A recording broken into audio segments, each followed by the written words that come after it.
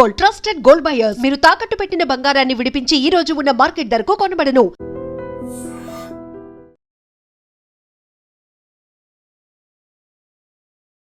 Sir అసలు cancer గురించి మాట్లాడుకుందాం సార్. క్యాన్సర్ అనేది ఎక్కడ స్టార్ట్ అవుతుంది సార్? అసలు ఒక పేషెంట్ చాలా హెల్దీ లైఫ్ స్టైల్ ఫాలో అవుతాడు, ఫ్యామిలీ హిస్టరీలో అసలు ఆ జెనెటికల్గా క్యాన్సర్ వచ్చే సూచనలే కనిపించవు, బట్ స్టిల్ అతనికి క్యాన్సర్ రావచ్చా?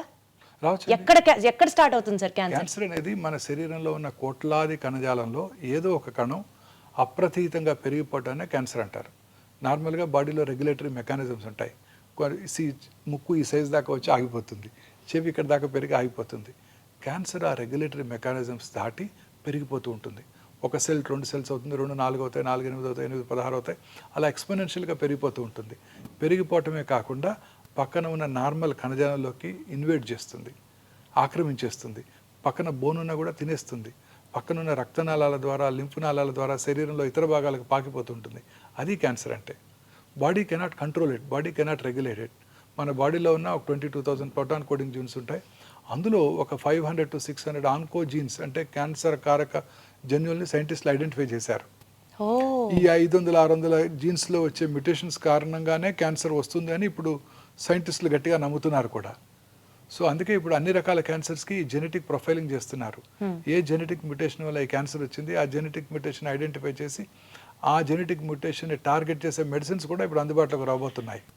ఇంకా స్టిల్ రిసర్చ్ స్టేజ్లో ఉంది. ఫ్యూచర్ అంతా ఇలానే ఉండబోతోంది. ప్రతి క్యాన్సర్ పేషెంట్కి ఏ మ్యూటేషన్ వల్ల ట్రీట్మెంట్ ఈ జబ్బు వచ్చింది ఐడెంటిఫై చేసి ఆ మ్యూటేషన్ని టార్గెట్ చేసే డ్రగ్స్ని కనుక మనం ఇవ్వగలిగినట్టయితే ఆ క్యాన్సర్ని కంట్రోల్ చేయడానికి అవకాశం ఉంటుంది.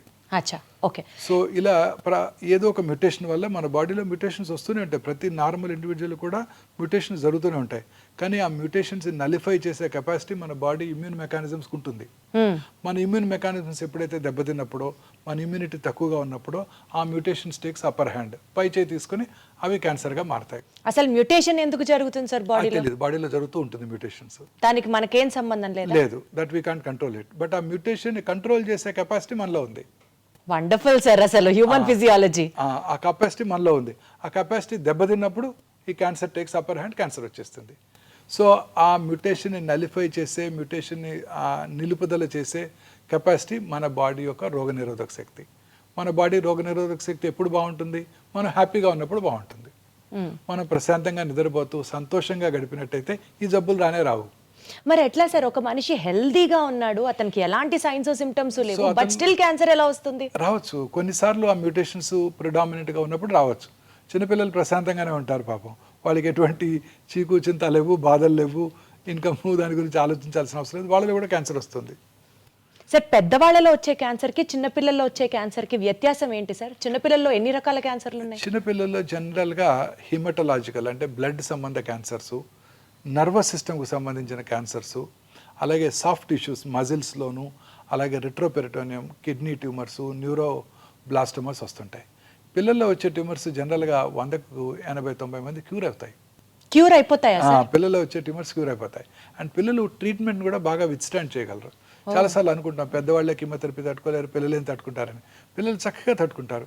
వాళ్ళు ఆడుతూ పాడుతూ కీమోథెరపీ తీసుకుని వెళ్ళిపోతుంటారు, చక్కగా చదువుకుంటూ ఉంటారు కూడా హాస్పిటల్లోనే. అంటే పెద్దవాళ్ళకు ఉన్నంత ట్రీట్మెంట్ కష్టాలు చిన్నపిల్లలకు ఉండవా సార్ క్యాన్సర్కి సంబంధించి? రోగనిరోధక శక్తి చాలా బాగుంటుంది.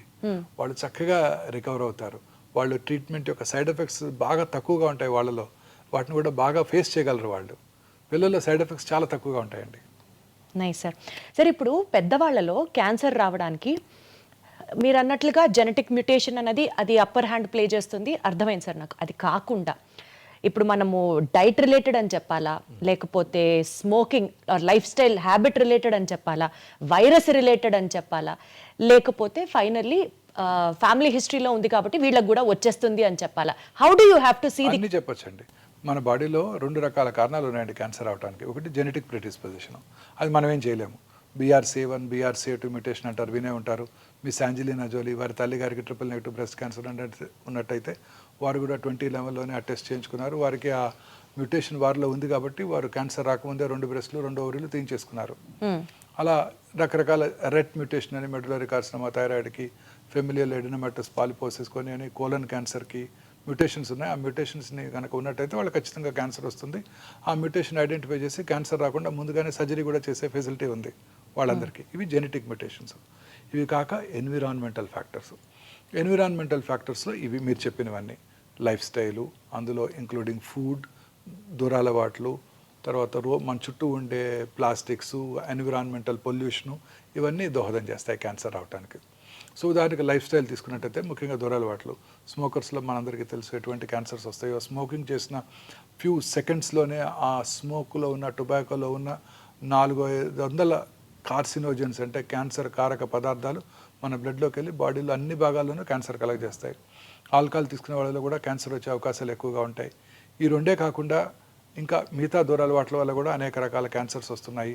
మనం తీసుకునే ఆహారము, ఈ processed foods, high fatty diet, low fiber diet, fresh fruits, greens తక్కువగా తీసుకుంటూ చాలామంది ఈ మధ్యకాలంలో ఈ కంటామినేటెడ్ ఆయిల్స్తో ప్రాసెస్డ్ ఫుడ్స్, రకరకాల ప్రిజర్వేటివ్స్, తర్వాత కలరింగ్ ఏజెంట్స్ వాడుతున్నారు. వీటన్నిటి వల్ల కూడా క్యాన్సర్ వస్తుంది.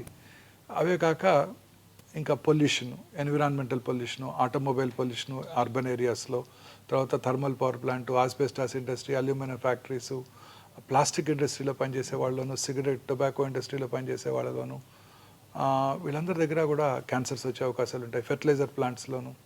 సార్ ఇప్పుడు మీరు చెప్పినటువంటి రీజన్స్ అన్నిటితో పాటు ఎక్కడో విన్నాను సార్, బయటికి వెళ్తే పొల్యూషన్కి మనము పొల్యూషన్లో ఉన్నప్పుడు మనకి క్యాన్సర్ రావడానికి ఆస్కారం ఎక్కువ ఉంది because of the toxic substances.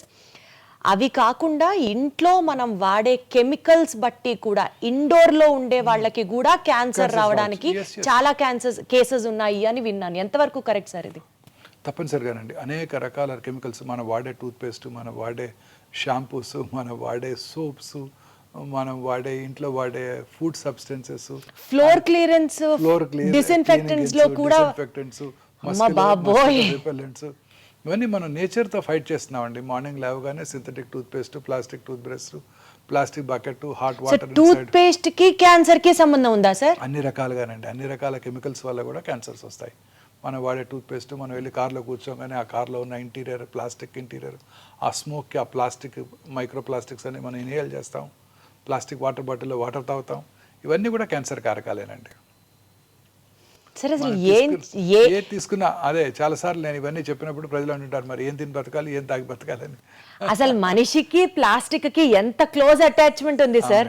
Plastic లేని లైఫ్ ఊహించుకోవడం కూడా ఇంపాసిబుల్ అనిపిస్తుంది. చూడండి, మీరు పాత సినిమాలు చూసినట్టయితే, పాత ఇంగ్లీష్ సినిమాలు 30-40 years 50 years బ్యాక్ కూడా ఇంగ్లీష్ సినిమాలు చూస్తే, వాళ్ళు మార్కెట్కి వెళ్ళినప్పుడు వాళ్ళు they never carrying plastic bags, they were carrying only paper bags. వాళ్ళు పేపర్ బ్యాగ్స్ ఇలా క్యారీ చేయ కదా, ఇలా పట్టుకొని తీసుకొస్తుంటారు అందులో మూవీస్లో. చూడండి, 50 years బ్యాకే అక్కడ అవేర్నెస్ స్టార్ట్ అయింది. మనం ఇంకా కూడా ప్లాస్టిక్సే వాడుతున్నాం. సార్ ఫుడ్ గ్రేడ్ ప్లాస్టిక్స్ అంటున్నాం కదా సార్, ఆ ప్లాస్టిక్స్ చాలా మంచివి అని కదా సార్ వాడుతున్నాం. అలానే లేదండి, సింగిల్ యూజ్ ప్లాస్టిక్స్ అన్ని డేంజరస్ ఏనండి. బయోడిగ్రేడబుల్ ప్లాస్టిక్స్ అంటున్నాము. ఇంకా రాలేదు, ఇంకా వస్తాయంట అవి. చూడండి, ఇప్పుడు కూడా మనం ఇప్పుడు మా సూపర్ మార్కెట్కి వెళ్తే మనకి ఇప్పుడు కూడా ప్లాస్టిక్ కంటైనర్తో, ప్లాస్టిక్ బ్యాగ్తోనే మనకి ఇస్తున్నారు. అట్లీస్ట్ మనం ప్లాస్టిక్ బ్యాగ్ తీసుకెళ్ళినా సార్, సూపర్ బజార్స్ లో ఇచ్చేటువంటి ఆ గ్రాసరీస్ అన్ని ప్లాస్టిక్ లోనే ఫాయిల్ అయి ఉంటాయి కదా సార్. ఫాయిల్ అయి ఉంటాయి. ఇప్పుడు ఇవన్నీ స్లోగా అవన్నీ అవాయిడ్ చేయగలుగుతున్నాం కదండి. ఇప్పుడు చూడండి, కొత్తగా చాలాసార్లు సూపర్ మార్కెట్లో ఈ కవర్స్ వేస్తున్నారు, మనం ఇలా క్యారీ చేసి తీసుకురావాల్సి వస్తుంది ఇప్పుడు. సో లైఫ్ స్టైల్లో ప్లాస్టిక్ ని దూరంగా పెడితే క్యాన్సర్ ని నివారించవచ్చు అట్లీస్ట్. ఎస్, డెఫినెట్గానండి. బట్ చాలా కష్టం అది. మన ఎంటైర్ మీరు అన్నట్టు మనతో పాటు ఆ ప్లాస్టిక్ కంప్లీట్గా మమేకం అయిపోయింది సార్, మనలో ఉంది కదా సార్. కరెక్ట్ వర్డ్ వాడారు. ఎస్ సార్ ఒక మాట చెప్పండి, ఇవాళ రోజుల్లో సెల్ ఫోన్ ని చూడకుండా ఉండే వాళ్ళు అసలు లేరు. క్లోజ్ అఫినిటీ, ప్లాస్టిక్ ఎట్లా అయిపోయిందో సెల్ కూడా మన ఆత్మ అయిపోయింది. సెల్ ఫోన్ గనక ఎక్కువ వాడితే బ్రెయిన్ ట్యూమర్స్ వస్తుంది అని అంటున్నారు, అది నిజమేనా? ఎస్, ఓల్డెన్ డేస్లో ఈ పాత అంటే ఒక 10 years బ్యాక్ ఉన్న మొబైల్ ఫోన్స్లో రేడియేషన్ ఎక్స్పోజర్ ఎక్కువగా ఉండేది. ఇప్పుడున్న కొత్త ఫోన్స్లో ఆ రేడియేషన్ ఎక్స్పోజర్ లేదండి. దీనివల్ల బ్రెయిన్ ట్యూమర్స్ వచ్చే అవకాశాలు చాలా తక్కువ. ఇంతకుముందు ఉన్న ఫోన్స్ ఒక 10-15 years back cell phone start అయినప్పుడు వచ్చిన ఫోన్స్లో అది ఉండేది. పెరోటిడ్ ట్యూమర్స్, అలాగే బ్రెయిన్ ట్యూమర్స్ వచ్చే అవకాశాలు ఎక్కువగా ఉంటాయని అబౌట్ 2014లో WHO గైడ్లైన్స్ కూడా జారీ చేయడం జరిగింది. పిల్లలకి ముఖ్యంగా సెల్ ఫోన్స్ అవాయిడ్ చేయాలని కూడా వాళ్ళు చెప్పడం జరిగింది.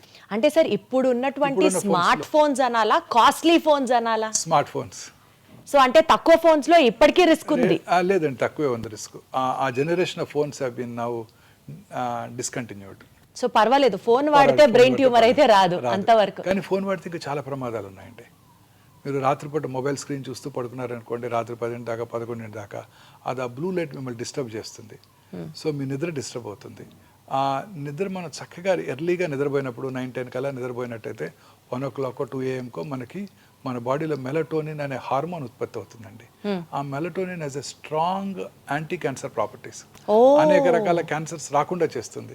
మీరు రోజు ఆ 11కి పడుకునే ముందు లేట్గా ఈవినింగ్ టీవీ చూడటం, లేట్గా ఆ తర్వాత మొబైల్ ఫోన్ చూస్తూ పడుకోవటం, అందులో మెసేజెస్ ఆన్సర్ చేయటం, మీ వర్క్ అంతా డిక్టేట్ చేయటం మీ అసిస్టెంట్స్కి కొలీగ్స్కి చేస్తూ పడుకుని రాత్రి 10 మొబైల్ ఫోన్తో పడుకున్నారనుకోండి, ఆ బ్లూ లైట్తో your entire rhythm gets disturbed. Sir ఇప్పుడు ఇదే పాయింట్ మీద ఒక డౌట్ సార్. 2-3 ఆ టైంలో మెలటోనిన్ హార్మోన్ సెక్రీట్ చేస్తుంది body, that has anti cancer properties అంటున్నారు. It has many other properties also. Sir ఇప్పుడు పడుకోవడమే 2కి పడుకున్నాం సార్, 5-6 మెలటోనిన్ రిలీజ్ అవ్వదా బాడీలో? అవదండి. మనకి ఆ ప్రశాంతత నిద్ర, ఆ రిథమ్ కావాలి. పగలు పని చేయటం, రాత్రి ఎర్లీగా పడుకోవటం, ఎర్లీగా డిన్నర్ చేయటం, 8-9 గంటకల్లా టీవీ పూర్తిగా 2కి పడుకొని 10కి లేస్తాం, శుభ్రంగా 8 గంటలు మేము పడుకున్నాంగా అంటారు. లేదండి, that will not have the same effect. మన బాడీకి ఒక రిథమ్ ఉందండి. రాత్రిపూట పడుకోవటం, పగలు పనిచేయటం. సో పగలు చక్కగా 8 నుంచి సాయంకాలం 5 పడుకుంటా మెలటోనిన్ ఉత్పత్తి అవుతుందంటే అవ్వదా సార్? అవ్వదు. సో ఈ రాత్రిపూట పనిచేసే వాళ్ళందరిలో కూడా క్యాన్సర్ వచ్చే అవకాశాలు ఎక్కువగా ఉంటాయి. క్యాన్సరే కాదు, blood pressure, coronary artery disease వచ్చే అవకాశాలు కూడా ఎక్కువగా ఉంటాయి. బ్రెస్ట్ క్యాన్సర్ వచ్చే అవకాశాలు స్త్రీలలో ముఖ్యంగా ఈ రాత్రిపూట అంతా బీపీఓ కంపెనీస్లో పనిచేస్తుంటారు, టాల్ టవర్స్లో, వెల్ లిట్ టవర్స్లో, వాళ్ళలో అసలు మెలటోనిన్ ఉత్పత్తి అవ్వదు, వాళ్ళకి క్యాన్సర్స్ వచ్చే అవకాశాలు, అనేక రకాల ఎలిమెంట్స్ వచ్చే అవకాశాలు కూడా చాలా ఎక్కువ. అంటే నిద్రకి క్యాన్సర్కి కూడా సంబంధం ఉందంటారు అయితే? నిద్రపోతే క్యాన్సరే రాదు. సంతోషం, మంచి నిద్ర అంటే ఎలా ఉంటుంది సార్? ఈ జనరేషన్ అడిగే క్వశ్చన్ అది. నాకు తెలీదు.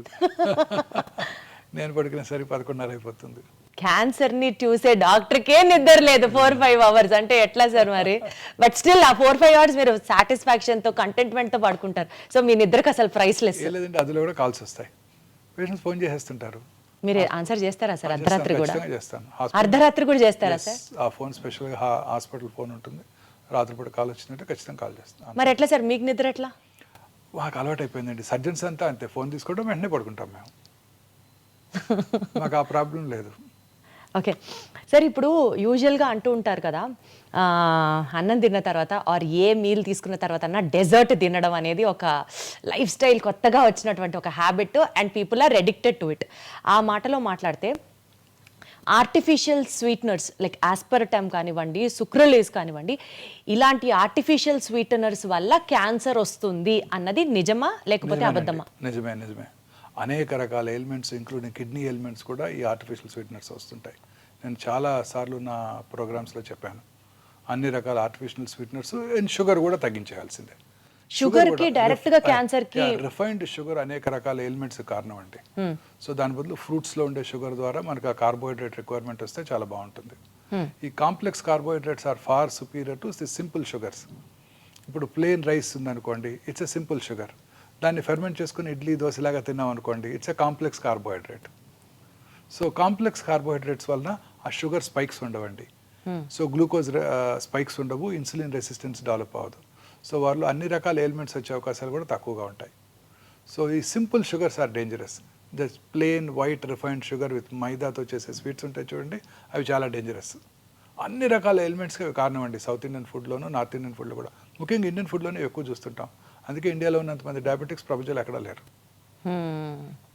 సో ఈ simple sugars are dangerous. Fruit sugars, complex sugars are safe. So fermented idli తిన్నాం అనుకోండి, అదే రైస్తో మనం ఇడ్లీ తయారు చేసుకున్నాం అనుకోండి, దట్ ఈస్ సేఫ్. అదే రైస్తో దోశ చేసుకున్నాం, fermented food, they are safe. కానీ సార్ మనం అవాయిడ్ చేయండి అని చెప్పడం యాజ్ అ డాక్టర్ మీరు చెప్తారు, బట్ ఆన్ ప్రాక్టికల్ నోటు ఏదో ఒక రోజు, ఈరోజు ఫ్రెండ్ పిలిచాడనో, మరుసటి రోజు ఆఫీస్లో పార్టీ అనో, ఫ్యామిలీ ఫంక్షన్ అనో ఏదన్నా కావచ్చు కదా, తినాల్సి వచ్చింది sir. Then how do we plan our lifestyle sir? అసలు తిననే కూడదంటారా? అలా 1-2 తింటే ఏం ప్రాబ్లం లేదండి. మితంగా తీసుకుంటే ఏదైనా మంచిదే, ఎక్కువగా తీసుకోకూడదు. మన లైఫ్ స్టైల్ మనం పూర్తిగా ఒక మంచి లైఫ్ స్టైల్లో ఉండాలంటే equally good amount of protein, good amount of carbohydrate, preferably unprocessed foods, natural sugars, natural ఫుడ్స్తో మనం అది చూసుకోవాల్సి ఉంటుంది. డైటరీ దీనికి అలవాటు పడిపోవాలి మనం. Morning good amount of fruits, తర్వాత some amount of nuts. Fruits కూడా ఒకేసారి ఫ్రూట్సే తినకూడదు. వాటితో పాటు కొంచెం నట్స్ కార్బోహైడ్రేట్ తీసుకుంటే షుగర్ స్పైక్స్ తగ్గిపోతాయి అన్నమాట. తర్వాత మనం తీసుకునే మధ్యాహ్నం మీల్లో కూడా ఐసీఎంఆర్ గైడ్లైన్స్ వచ్చేసాయి. 56% of our ailments are due to food consumption. Ailments itself are due to food food consumption sir. Like consumption. For So, example if you have to explain. అన్ని రకాల ఎయిల్మెంట్స్కి ఫుడే కారణం అండి. సో మన food అంటే ఎట్లా sir, ఎట్లా food intake ailments కి ఎట్లా? అన్ని రకాల అంటే ఏ ఎయిల్మెంట్ అయినా కూడా అండి, మనకు ఉదాహరణ కర్నరీ ఆర్టరీ డిసీజ్ కానివ్వండి, మన ఇంప్రూవ్డ్ సెర్బ్రోవాస్కులర్ యాక్సిడెంట్స్ కానివ్వండి, అల్జీమర్స్ డిసీజ్ కానివ్వండి, అన్నిటికీ కూడాను మనం తీసుకునే ఆహారమే ముఖ్యమండి. మనం చక్కగా ఫ్రెష్ ఫ్రూట్స్ వెజిటబుల్స్ ఎక్కువగా తీసుకుంటూ, ప్రాసెస్ ఫుడ్స్ రెడ్ మీట్ అవి తక్కువగా తీసుకుంటూ, హెల్దీ ఫుడ్ అంటే ఫుడ్స్ అవి రెగ్యులర్గా కన్జ్యూమ్ చేస్తూ, గ్రీన్స్ అవి ఎక్కువగా తీసుకుంటూ, రెగ్యులర్గా ఎక్సర్సైజ్ చేస్తూ, దురలవాట్లకు దూరంగా ఉంటూ, లీన్ బాడీ మాస్ మెయింటైన్ చేస్తే అన్ని రకాల ఎలిమెంట్స్కి దూరంగా ఉండొచ్చు.